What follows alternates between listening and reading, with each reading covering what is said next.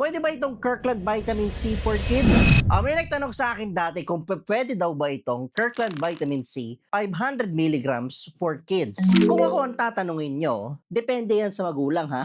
Depende na yan sa inyo. Pero ako, ito ang pinatitake ko sa kids ko. Yan, yung Kirkland Vitamin C 500 milligrams at chewable din siya. Naisip ko, medyo may kataasan yung 500 milligrams. So nag-research ako. At ito ang nakita ko. Yan, for 4 years old to 8 years old, ang tolerable upper intake level is 650 mg ng vitamin C, while for 9 to 13 years old, ang tolerable limit naman ay 650 mg per day.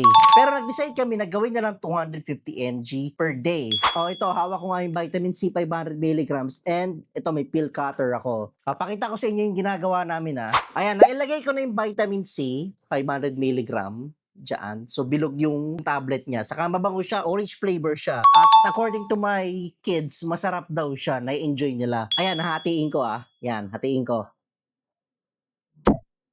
Yun. Yan, so yan, tag-isa na sila dyan.